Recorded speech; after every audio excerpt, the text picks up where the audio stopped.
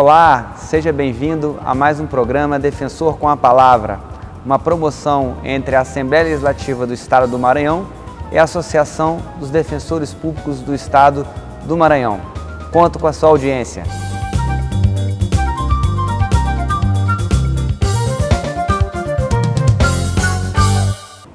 Hoje vamos entrevistar o defensor público e secretário de Justiça e Administração Penitenciária, Dr. Paulo Rodrigues.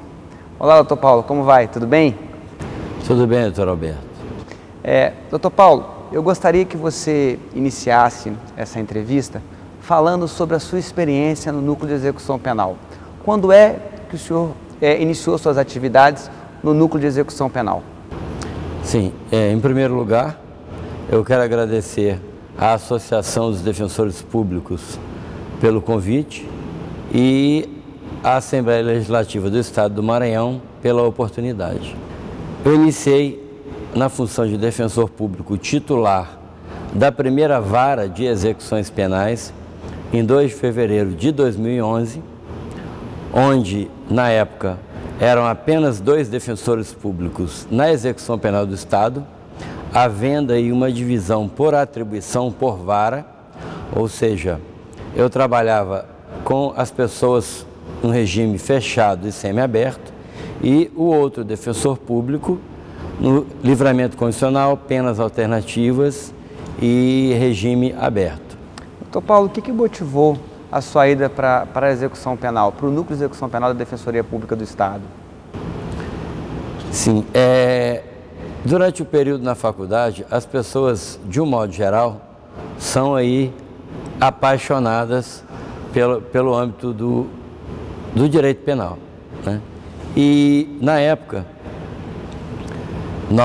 eu tinha acabado de ingressar na carreira de defensor, já apenas 3 meses de carreira, né? E, como sempre gostei de desafios e também do direito penal, pensei que eu poderia aqui, devido à carência, né, e à vontade que nós tínhamos de tentar resolver na qualidade de defensor público as questões sociais penitenciárias, então optei por essa carreira, considerando que seria aí um grande desafio na minha carreira. Doutor Paulo, você já está há mais ou menos um pouco mais de 3 anos, quase 4 anos, à frente do Núcleo de Execução Penal. Eu queria que você relatasse algum caso emblemático, algum caso que tenha te chamado mais a sua atenção no âmbito da sua atuação rotineira.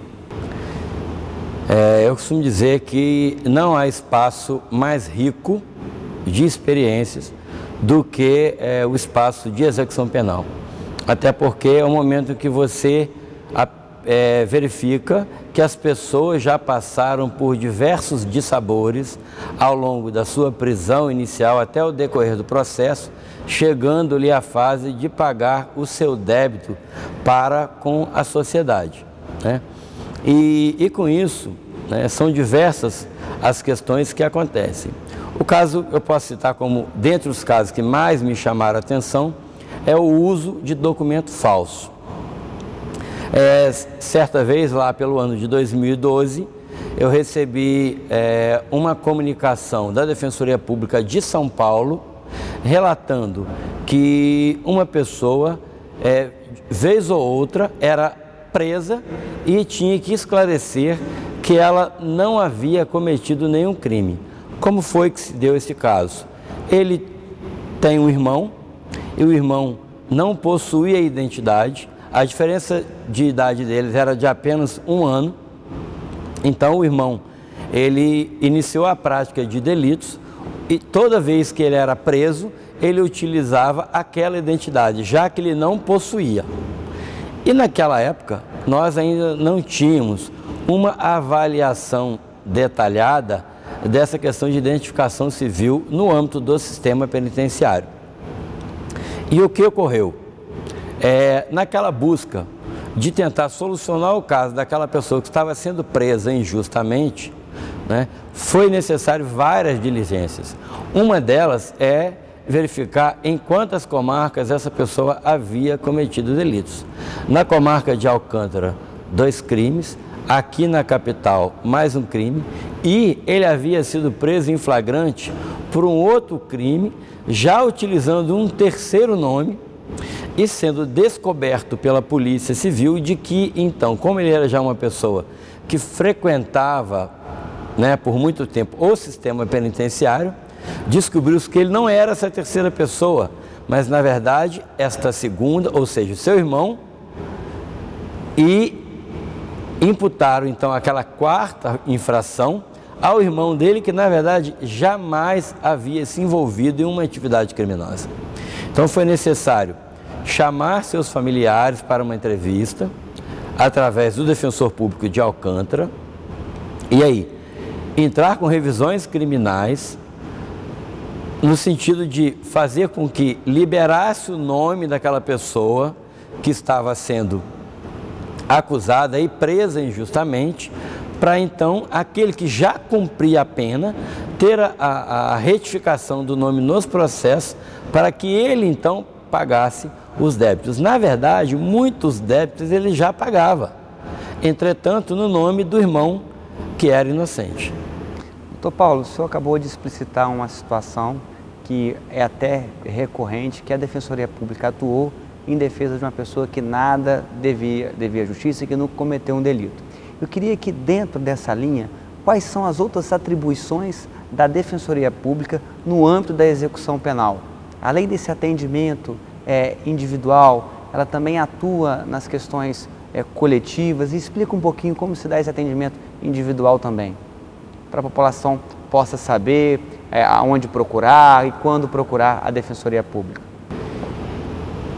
Hoje na capital, né, como também no interior, mas aqui como nós temos 50% dos presos do Estado concentrado não só no Complexo Penitenciário de Pedrinhas, mas em diversas outras unidades na capital, o defensor público de execução penal, hoje já aliado aos defensores públicos no âmbito criminal, nós realizamos um trabalho tanto na assistência jurídica junto aos processos criminais, como nas prisões em flagrantes. Hoje a Defensoria tem uma assistência 24 horas para as pessoas presas em flagrantes, a qualquer momento, a qualquer dia da noite, qualquer dos dias do ano.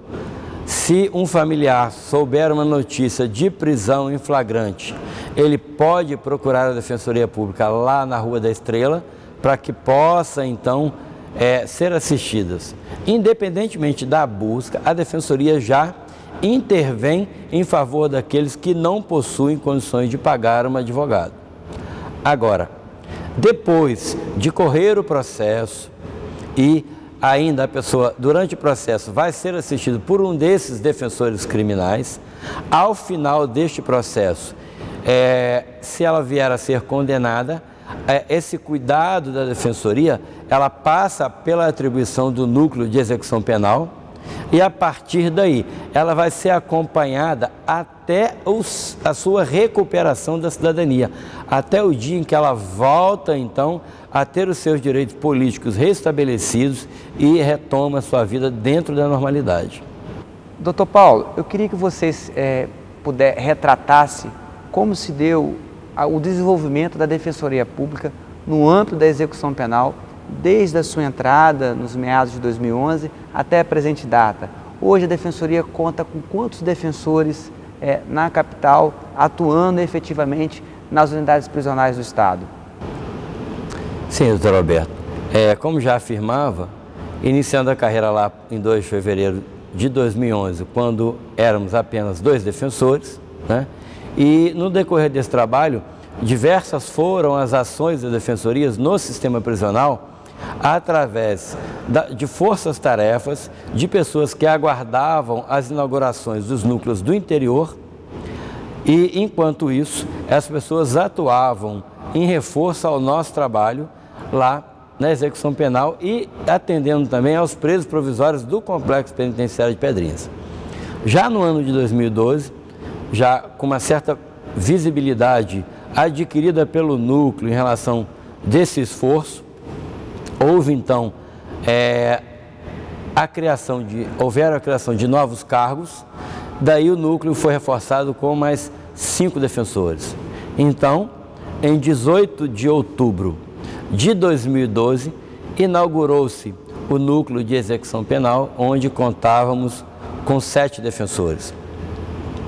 E continuando esse trabalho, já ampliando aí o aspecto do nosso trabalho, sendo que passamos a atender a certas demandas coletivas e a frequentar mais o sistema penitenciário, já que com 2 defensores esse trabalho não era possibilitado. Então passamos a fazer os atendimentos, além do atendimento no núcleo, esse atendimento junto às unidades prisionais. E em continuação a isso, né, por diversas atividades desenvolvidas e a necessidade do Estado no sentido de dar corpo ao atendimento penitenciário pelos defensores públicos, haja vista a importância e a ampliação, o rol de trabalhos que são executados, dado esse exemplo, inclusive, porque é difícil imaginar que uma pessoa com esse problema pudesse contratar um advogado para diligenciar tantas ações quantas foram necessárias para resolver o problema dessa condenação injusta, com o nome dele num processo penal, sendo que ele jamais se envolveu em uma atividade criminosa. Com esse reconhecimento pelo Estado, né, foram criados mais cargos de defensor público, agora já no ano de 2013, e esses cargos eles foram direcionados tanto para reforçar as atividades no interior do Estado, no âmbito de execução penal, quanto para acrescentar 4 novos defensores ao núcleo de execução penal, que hoje o núcleo da capital conta com 11 defensores públicos. E o atual quantitativo de presos na capital, ele gira em torno de quantos? O senhor entende que o número de defensores hoje que atuam na execução penal da capital, ele tem correspondido à demanda que vem aparecendo? Olha, lamentavelmente ainda não, né? Por quê? Hoje nós temos uma variação entre 2.950, 3.050, varia, aproxima-se dos 3.000 presos só na capital do estado. E qual que é a questão? A reiteração criminosa. Determinados presos, eles possuem aí 7, 8 processos, alguns processos do interior, outros com trânsito em julgado, ou seja, definido já a quantidade de pena, outros processos em andamento. A complexidade é muito grande e são várias as demandas, porque a prisão, ela ocasiona um desconcerto familiar, né? Com a prisão surgem diversos problemas sociais e familiares e o núcleo, ele não atua só e apenas em prol do preso. Ele dá uma assistência aos filhos, ele dá uma assistência às esposas, às mães, de que insistentemente essas pessoas vão até o núcleo relatando aí as dificuldades que elas encontram na parte administrativa do cumprimento da pena. Elas precisam de orientações e do atendimento da Defensoria para fazer valer os direitos que essas pessoas possuem de ter acesso aos seus familiares, de ver os seus familiares sendo tratados com dignidade. E, lógico, resguardando aí o princípio constitucional da intranscendência da pena. Quem deve um tempo de restrição de liberdade é o preso e não os seus familiares. E nesse aspecto é necessário um reforço, inclusive, de profissionais de outras áreas, assistentes sociais, psicólogos, para que nós possamos, então, ter essa equipe multidisciplinar e atuar aí em favor dessas 3.000 pessoas e de seus familiares, que se nós formos aí fazer uma verificação, isso pode chegar, dependendo do caso, a 20.000 pessoas. Doutor Paulo, e dentro dessa perspectiva, você falou agora há pouco a reiteração criminosa, que isso tem sido algo que vem atrapalhando muito o trabalho dos defensores na execução penal e reflete também na vida em sociedade, uma vez que a pessoa é presa e depois volta a cometer delitos, quando é solta volta a cometer novos delitos. Existe alguma forma de atuação hoje da Defensoria Pública voltada para a ressocialização desses presos? Sim, a Defensoria ela tem aí buscado aliados, né? Hoje, devido a essa tensão que envolve a violência na cidade e também no sistema penitenciário, várias instituições uniram-se, no sentido de tentar propor ações que possam fazer com que essas pessoas, ao retornarem ao convívio social, elas evitem a nova prática, ou seja, que elas tenham a oportunidade de serem inseridas no mercado de trabalho, de serem inseridas na sociedade de forma, primeiro, a obter os esclarecimentos de quais são os reflexos decorrentes de uma condenação, de uma sentença condenatória. Então, todas essas ações protetivas e recuperadoras ali da personalidade, elas dependem de quê? De educação, trabalho, orientação jurídica, né? E o núcleo hoje, ele junto com o Grupo de Monitoramento de Sistema Carcerário, com o próprio Ministério Público, com a FIEMA, com o SENAI, tem buscado a oportunidade tanto para cursos, quanto no sentido de angariar vagas de trabalho. Inclusive, a Defensoria apresentou um projeto que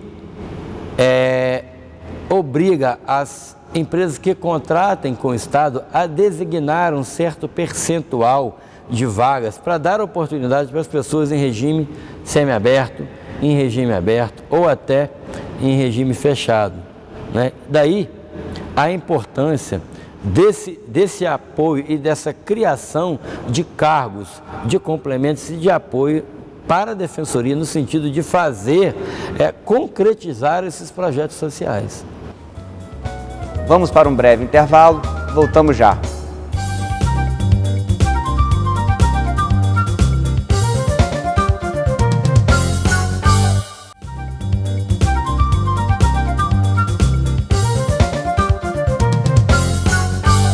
Voltamos com o programa Defensor com a Palavra, com a presença do secretário de Justiça e Administração Penitenciária e Defensor Público do Estado, Dr. Paulo Rodrigues. Dr. Paulo, como foi essa sua ida para a Secretaria de Justiça e Administração Penitenciária? O senhor sempre teve uma atuação destacada à frente do Núcleo de Execução Penal, mas como se deu essa convocação, esse chamado para que você assumisse a Secretaria de Justiça e Administração Penitenciária do Estado do Maranhão? Sr. Roberto, no ano de 2013, continuando já o que eu vim dizendo, né, veio a Força Nacional em Defensoria Pública para atuar no sistema prisional e nessa época eu trabalhei como coordenador local, dando apoio a cerca de 50 defensores, entre defensores da capital do estado, né, da Defensoria do Maranhão, e defensores de diversas unidades federativas do Brasil. Nessa oportunidade, né, foram utilizadas as experiências adquiridas ao longo daqueles 3 anos, que eu completava 3 anos na época dessa atuação das defensorias aqui na capital. E nesse mesmo momento, aliado a essa atuação, eu fui eleito presidente do Conselho Penitenciário Estadual, né, da qual estou afastado já em decorrência de ter assumido a secretaria. E durante esse ano, né, na tentativa de contribuir, né, de toda maneira pessoalmente e também através da atuação da Defensoria e do próprio Conselho, né, adotei diversas providências no sentido de compreender quais seriam os embaraços que causavam o problema da crise penitenciária. E durante as reuniões do Comitê Gestor de Crise, né, já apresentando ali diversos dados, diversos elementos, diversos apontamentos no sentido de indicar algumas das questões que poderiam influenciar na melhora das condições de aprisionamento, enfim, acalmar o sistema prisional, eu fui convidado pela governadora Rosiana Sarney a assumir a secretaria já no mês de setembro, né? Por quê? Primeiro, pela experiência, e segundo, como eu já havia dito, né, eu assumi a execução penal por conta de desafios e compreendi que, na qualidade de um profissional da Defensoria, eu poderia contribuir para que o sistema melhorasse, né, até pelo conhecimento adquirido e também adquirir outras experiências na busca de melhora das condições das pessoas que são assistidas pela Defensoria, né? E ali, na qualidade de gestor, eu poderia concretizar algumas ações e compreender, então, também de perto algumas deficiências do sistema, já na qualidade de administrador, para que pudesse, então, contribuir junto com as instituições para uma melhora do sistema. E, doutor Paulo, você mesmo falou que quando assumiu a secretaria no mês de setembro, o sistema estava em colapso, uma crise divulgada em todo o território nacional, pelas mídias não só locais, também pelas mídias nacionais, de rebeliões, de homicídios dentro das unidades prisionais. E de setembro para cá, isso não se repetiu nas mídias, isso não foi mais propagado, uma vez que já não mais houve tantos homicídios e tantas rebeliões. De setembro para cá, ao que o senhor atribui essa pacificação parcial dentro do sistema prisional? Isso se deve a algumas medidas proporcionadas por você na qualidade de gestor? Quais são as condições, os motivos que você atribui a essa pacificação parcial e momentânea do sistema prisional do estado do Maranhão? Olha, doutor Roberto, essa pergunta realmente é uma pergunta interessante, pode-se assim dizer, né? Eu já fui abordado algumas vezes com esse mesmo apontamento. O que eu posso dizer? Me dediquei esses dias, a partir do dia 22 de setembro, com muito afinco, né? Primeiro, tentando compreender de que maneira eu poderia contribuir de forma concreta para uma melhora. Como eu já conhecia a parte operacional, né, eu tenho dado apoio aos técnicos no sentido de que, conversando sempre o tempo todo, né, nós temos reuniões com os diretores toda semana, uma vez por semana. Trabalhei em conjunto com a parte administrativa, jamais tomando decisões unilaterais e isoladas, né? Procurei aí parceria com o Ministério Público, com o Judiciário, no sentido de adotar algumas providências para que pudesse algumas questões serem resolvidas em favor do preso.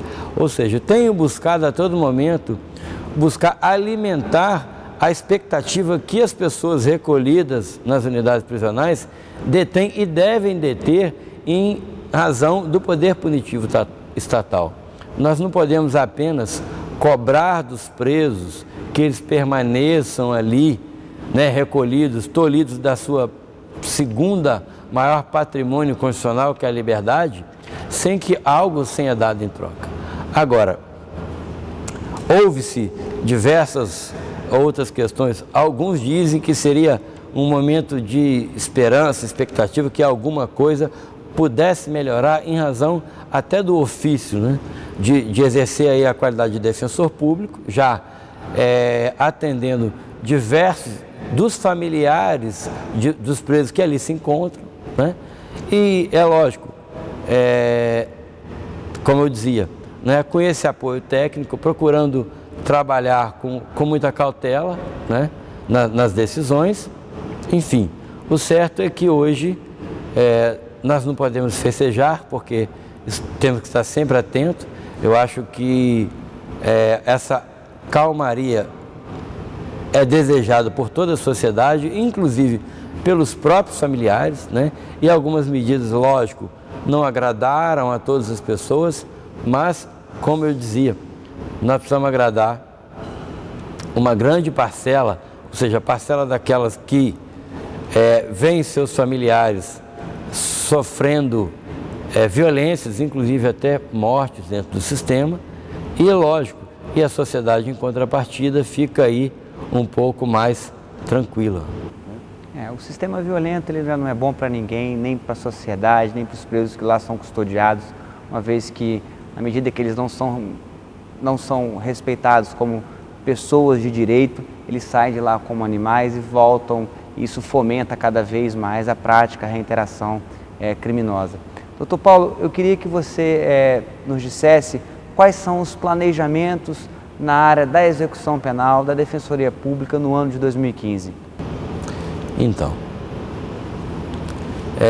falando aí, né, na qualidade de titular do Núcleo de Execução Penal e hoje, né, como secretário, mas deixando aí a função dia 31 de dezembro, voltando então na qualidade de presidente do Conselho Penitenciário, sendo que meu mandato vai até fevereiro de 2006.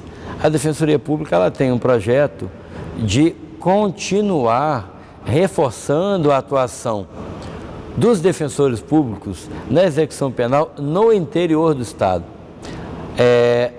Já conversava há algum tempo com a Defensora Pública Geral a necessidade de que, na medida em que fossem inaugurando as unidades no interior do Estado, a Defensoria pudesse, aí, lógico, com o apoio do Executivo e do Legislativo, né, implementar essa atuação aqui na capital, nas comarcas do interior, a fim de que se evite o recambiamento desses presos para a capital, que hoje nós podemos considerar uma das maiores causas geradoras aí da violência no sistema prisional do Estado. Doutor Paulo, eu gostaria de agradecer a sua presença aqui no programa Defensor com a Palavra e abro agora para alguma consideração final que você deseja fazer para a população do Estado do Maranhão. Quem comanda o Estado é a própria sociedade através de seus representantes, né? E nós servimos ao público, a Defensoria hoje ela serve ao público. Então eu penso que a sociedade deveria buscar a cada dia mais a proteção dos seus direitos e garantias constitucionais através dos serviços oferecidos pela Defensoria Pública. E que nós estamos à disposição para servir, né? E ainda mais hoje que nós temos já uma ouvidoria forte, né? Qualquer reclamação dos serviços dos defensores públicos, os usuários podem e devem recorrer à ouvidoria para que nós possamos saber onde é que estamos errando e prestar um serviço de qualidade, que é o nosso objetivo. Muito obrigado, doutor Paulo. Encerramos agora mais um programa Defensor com a Palavra. Até breve.